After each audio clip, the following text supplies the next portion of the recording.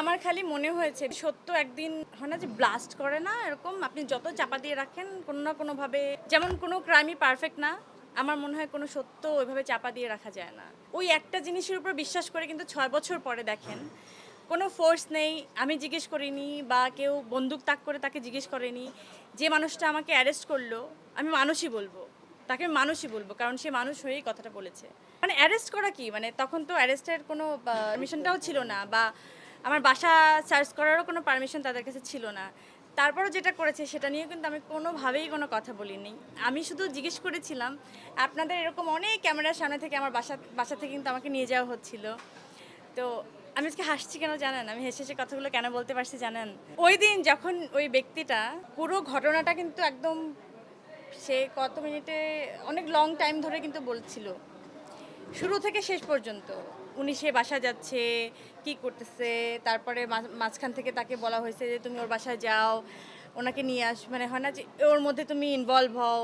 প্রত্যেকটা বিষয় কিন্তু সে একদম পয়েন্ট বাই পয়েন্ট যখন বলেছে, তখন আমি বলছি ভাই কী দরকার ছিল এত কিছু বলার।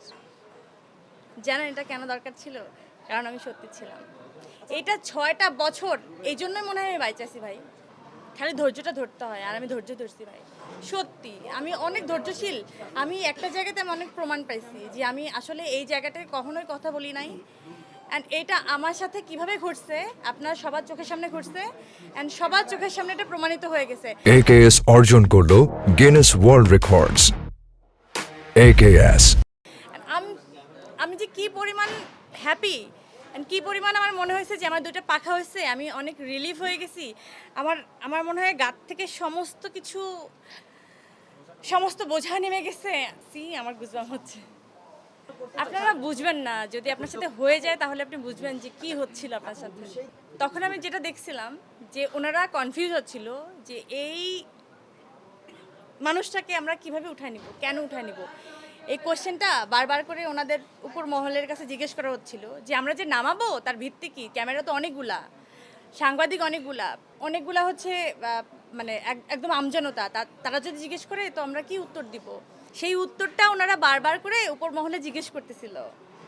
দেন ওদের কাছে কোনো উত্তরটা ভালো করে আসে নাই, ক্লিয়ার কোনো উত্তর ছিল না। আপনারা কেন তখন জিজ্ঞেস করছিলেন না যে পরিমণিকে কেন নিয়ে যাওয়া হচ্ছিল? ওনাকে মাঝখানে বসান।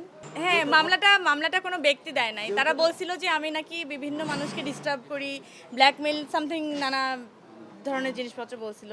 আমি জানি না, এখন পর্যন্ত আমি রাষ্ট্রকে ফোর্স করি নাই, বা আমি আহাজারি করে বলি নাই যে এই দেখেন এই মানুষটা এভাবে বলছে এখন আমাকে ছেড়ে দেন। আমি এভাবে বলবো না। আমি আইনের উপরে বিশ্বাসী, যতদিন টাইম লাগে, যেভাবে লাগে, যত বছর ধরে আজিরা দিতে হয় ভাই তত বছর ধরে দিব।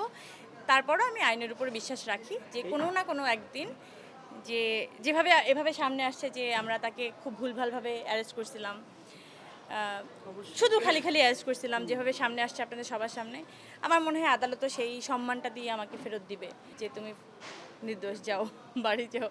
শিল্পীদের নিরাপত্তা না, আমার মনে হয় বাংলাদেশের প্রত্যেকটা নাগরিকেরই নিরাপত্তাটা ইনশিওর করা দরকার। সেখানে শিল্পী হোক, কে রিকশাওয়ালা হোক, যে কোনো পেশার হতে পারে। আমার মনে হয় মানুষের নিরাপত্তাটা খুব জরুরি। দ্যাটস ইট, আমার কাছে এটুকুই চাওয়ার থাকবে। আর আমরা হেনস্থা থেকে রেহাই পেতে চাই, মুক্তি পেতে চাই, এটুকু আসলে আমার সর্বোচ্চ চাওয়া।